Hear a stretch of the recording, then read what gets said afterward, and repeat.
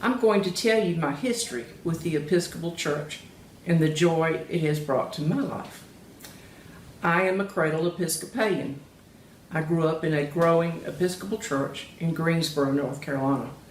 I was always involved with this church, attending church and Sunday school, and when old enough, the EYC. I even served on the youth council for the diocese as the treasurer. After I married my husband, Tony, we moved to Charleston, South Carolina, for him to go to medical school. My whole family lived close by, so I was thrilled. We joined an old church downtown that did not have air conditioning, and the membership was dwindling. They did get AC, and I tried to help with their EYC for a couple of years. Cool kids. After Tony graduated, we moved across the river to Mount Pleasant and joined a really old Episcopal church established in the late 1600s. That was tiny. Oh, it was the church that was established in the late 1600s, but it was tiny and had such friendly people, and I was so happy. It was out in the country, and they owned several acres. I became really involved, and we grew and grew. We raised our children there. The ECW worked so hard, and we started having a tea room, which served wonderful lunches for 2 weeks every spring. We would have people standing in line every day. The food was great, and we had so much fun and made money for the church.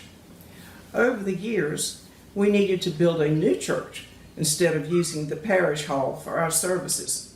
We built an absolutely gorgeous new church. During this time, I was involved with the Diocese of South Carolina too, and got to help with the interviews for our new bishop. We started a Daughter of the King chapter at our church, and I became a Daughter of the King. I did not think I could be any happier. Then life changed at the hospital where Tony worked. He had been there since it was built and was incredibly happy. But it was a for-profit hospital, and it changed. It became unbearable for Tony, and we decided to move. He is a pathologist, and you move where they need you. He wanted something in a small town in North Carolina, South Carolina, or Georgia. It broke my heart to leave, but I just told myself, be strong. We ended up in Louisville, Kentucky. We started our church search, and I was sure we found just the place when we visited it the first time. It seemed a little strange when the church was over because the priest did not stand at the door to greet people.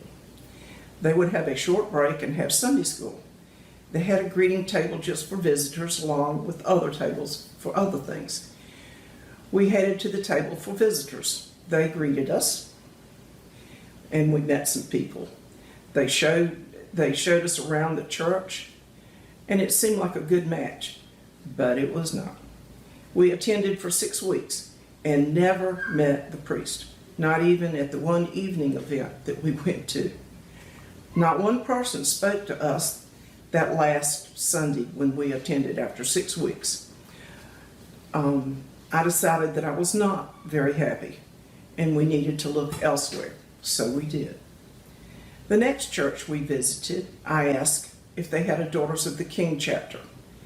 That is when I met this one older lady who was brought over to meet me. She told me that there was only one chapter of the Daughters of the King, and it was the bishop's chapter. She told me where to find out about the information to join, which I did. The bishop's Daughter of the King chapter was my saving place. I would attend the monthly meetings, and we met at an Episcopal retirement home and would have the bishop at our meetings most times. We visited so many other churches and just could not find what we were looking for. We finally visited a church and decided this would be the one. We liked the priest, and then he ended up in the hospital and could not come to church for weeks.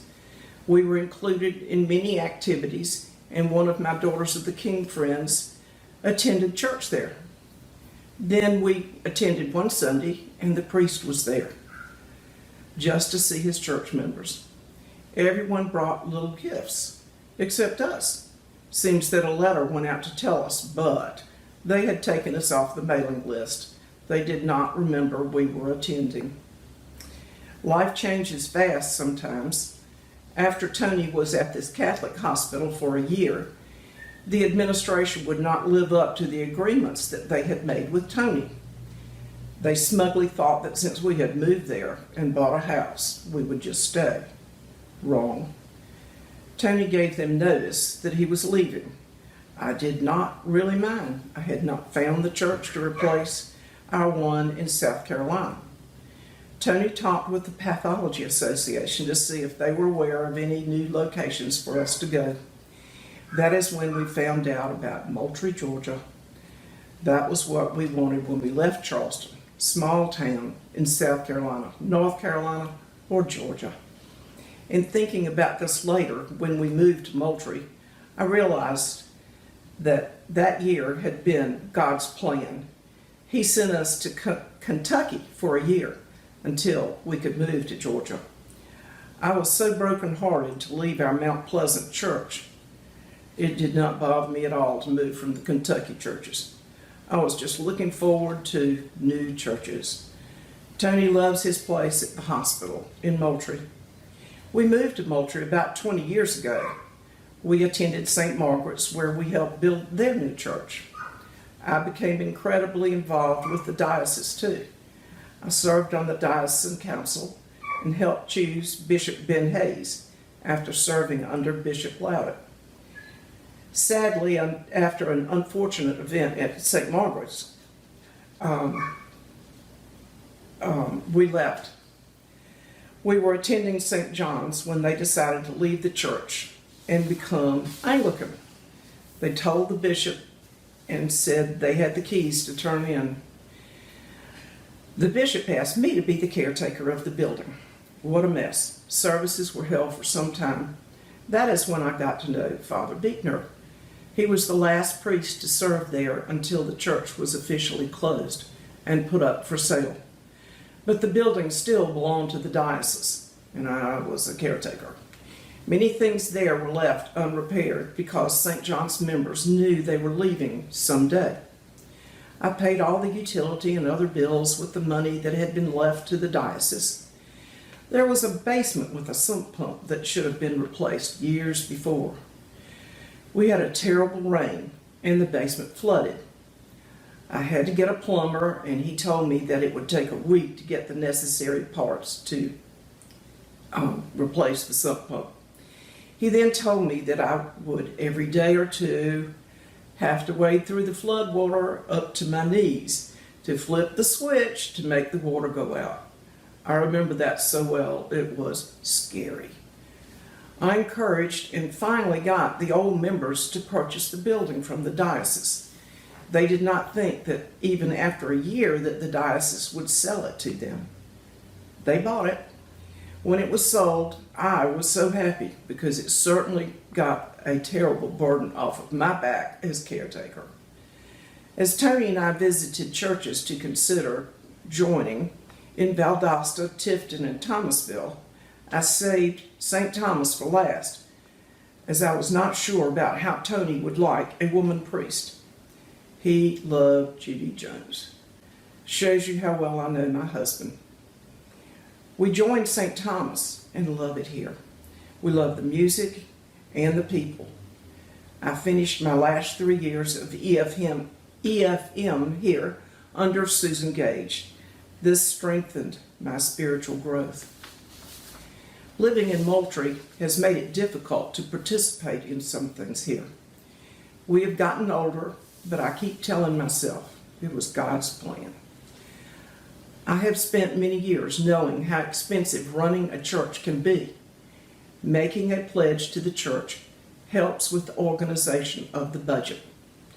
If the vestry does not know what to expect each month, it makes planning so difficult. Think about how much God does for each of us and give generously.